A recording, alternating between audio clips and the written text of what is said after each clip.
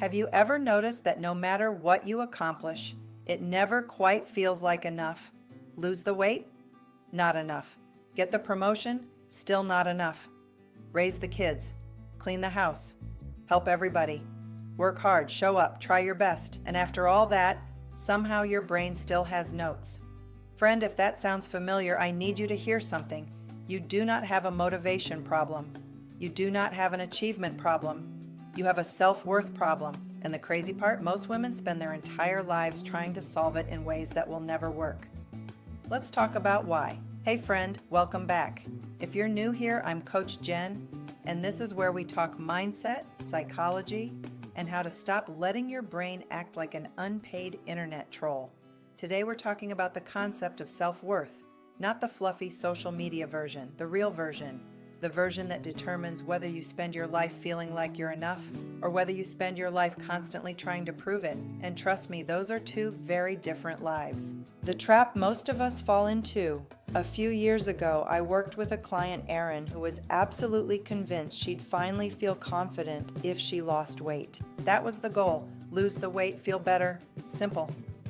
So she put in massive amounts of effort and actually lost the weight. And then suddenly she started focusing on her loose skin. And then how her smaller size made her face look old. Next, she jumped straight into anxiety over gaining the weight back. The target kept moving. But here's the thing. The problem was never her dress size or her wrinkles. The problem was that she was trying so hard to earn something she already had. Value. And honestly, I think a lot of us do this. We think, when I lose the weight, when I make more money, when the kids are grown, when I finally get my life together, then I'll feel worthy, then I'll feel good enough. But friend, if you don't feel worthy now, your brain will simply move the goalpost later. Because self-worth and achievement are not the same thing. One is who you are, the other is what you do.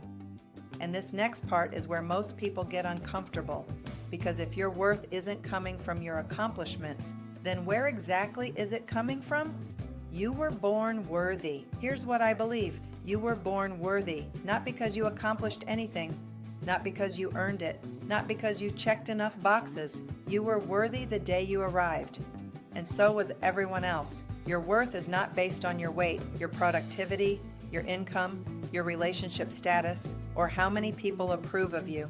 Those things can change. Your worth doesn't. What most of us call low self-esteem is actually something else. It's forgetting. Forgetting what was already true and then spending years trying to earn it back, which is exhausting because you can't earn something that was never missing. The part nobody wants to hear. Now here's where self-worth gets interesting, because believing you're worthy isn't enough. You also have to start acting like someone who believes it, and that's where self-responsibility comes in. Before you panic, I'm not talking about blame. Life is going to throw hard things at you. People will disappoint you. Stuff happens. But self-responsibility asks, what am I making this mean? Instead of, why is this happening to me? For example, someone doesn't text back. One person thinks they must be busy. Another thinks, I'm not important. Same circumstance. Completely different experience. Your circumstances influence your life, but they don't get the final vote. Your thinking does, and that's actually good news. Because if your thoughts help create your experience, then you have more power than you've been giving yourself credit for. And if this concept is brand new to you, grab my free guide, 6 Steps to Quieting Your Inner Judge. Because learning how your thoughts shape your emotions is one of the most important mindset skills you'll ever develop. What self-worth actually looks like. So what does having high self-worth actually look like? It doesn't look like arrogance. It doesn't look like walking around thinking you're better than everyone. It looks surprisingly ordinary. A woman with healthy self-worth keeps promises to herself. Not perfectly, consistently, she trusts herself. She says no when she means no. She stops apologizing for taking up space.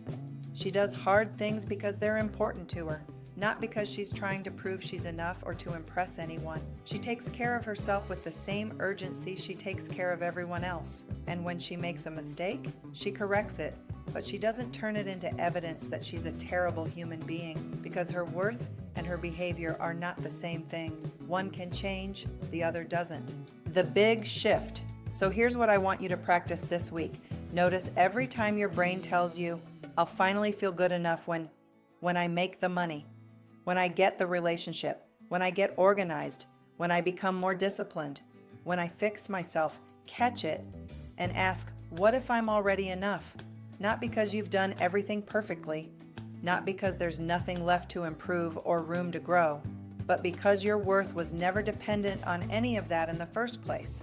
And if this is a struggle for you, if you're constantly criticizing yourself, moving the goalposts, and feeling like no matter what you do, it's never enough, then that's exactly why I created my course on self-judgment. Because self-worth isn't built by becoming perfect. It's protected by learning how to stop attacking yourself. The women who seem the most confident aren't perfect. They've simply stopped treating themselves like a problem that needs fixing. I'll drop the link in the description below. Friend, you are not behind, you are not broken, and you do not need to earn the right to feel worthy. You already have it. Now it's time to start living like you believe it. I'll see you in the next one.